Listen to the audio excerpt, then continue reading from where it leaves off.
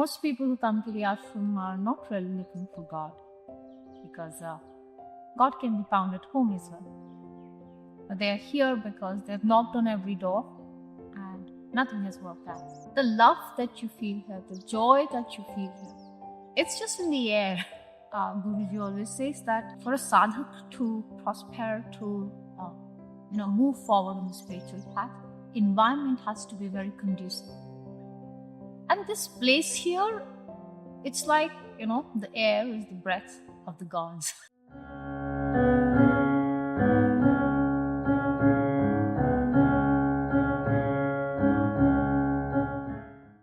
Gurur Brahma, Gurur Vishnu, Gurur Devo Maheshwara, Guru Sakshat Para Brahma, Tasmai Shri Gurave Namaha. The little that I know is that our Guru, Swamiji, before he owned these software businesses in 5 countries, and he is like the most brilliant person that I know. He knows everything about everything. And so before he left for his sadhana in 2010, and he's, how should I say it, omniscient. And because he had been doing sadhanas since he was 11 years old, even before he had renounced, he was in his business clothes or something, he knew things, how the future will unfold. So he knew before he renounced it, before he left in search of God, that one day when maybe he'll find God, he will come back. And there would have to be a place to come back to where he can guide people who are like him, who are also in search of God. And then he could share with them, show them the path of sadhana. And so in 2010, they found this place. So this land was taken then. And the temple came about much later in 2014, because at the time that he renounced, he gave away all his wealth. So land was taken before, but everything else that you see, when he returned from his sadhana, some little fundraising was done, and whatever the funds were left, because there was no road here.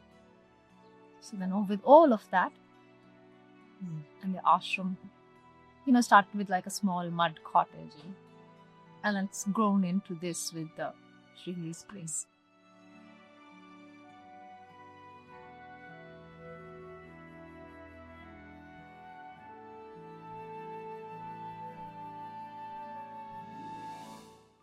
I came to live here in the ashram about 10 years ago. And I came here as most people do, when they have nowhere else to go.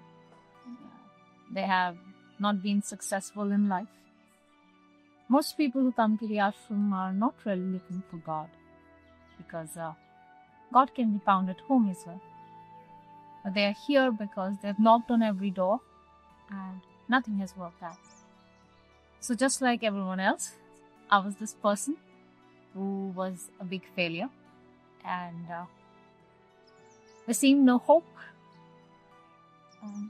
Then I stumbled upon Swamiji's memoir, If Truth Be Told. And then things just happened from there. So the ashram to me is home. I've been living here for 10 years now. And this is the one place in the world where I feel most loved, safe, and at peace. So my association with the ashram is, what is between a child and a parent. This entire place is home, my father, my mother. When you have been homeless for a while, and by homeless I don't mean everyone who comes here, most people who come here have happy families, There are big families, there are people. And I had family too. But the love that you feel here, the joy that you feel here, it's just in the air. Guruji always says that for a sadhak to prosper, to move forward on the spiritual path, environment has to be very conducive. And this place here, it's like, the air is the breath of the gods. So these twin mountains that you see, to me, they are not just mountains. They are Sri and Hari. So I have kind of lovingly nicknamed them Sri Padma Hari Parvat. So just the mountains, the valley, the trees, the birds, everything that you see here is an embodiment of God, of truth, and of beauty. So when you are breathing that air, which is so purified, it's not possible that your own soul isn't purified. And that's what Swamiji says sadhana is. Sadhana, the mind, the heart. And so this place, yes, is that important. When you're assembling some kind of a, a gadget or something. There's just one important nut or screw. That if that's not there, nothing else works. So ashram, I would say, is that one thing that you cannot do without if you want to, progress on the path. That place where you can feel connected to the divine.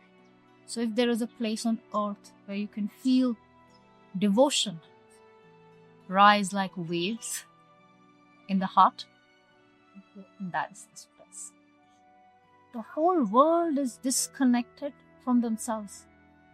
And then that disconnect kind of also gets translated with other people. A lot of people come here, and so many men and women in the 20s, in the 30s, in the 40s. And so many of them are either single or they're divorced or they're looking for someone in life, for happiness, for a partner. And I always think, that this age of internet and Tinder and whatnot, how are people not finding each other? The world is full of beautiful people. And they come here. Neither in the world are they able to find other people. And it surprises me that is the case, especially today when you're so connected. But because you're so disconnected and unhappy inside, it's so difficult to see joy. But here, this is Sri Badrika Ashram. This is the abode of Lord Narayana. So, as I said, on earth there is a place. And also, see, you have come here for the first time. If you just allow yourself the possibility to believe that Bhagwan and Bhagwati are here, then something inside you will change forever. The conviction with which I'm able to say this is something that you will also start to feel slowly. First visit, a little bit. Second, a little more. By the third visit, you will say, okay, I'm going to the ashram to see Sri Hari. He's waiting for me. The ashram unfetters you, unchains you. You feel very free, feel very happy, and you do your own thing.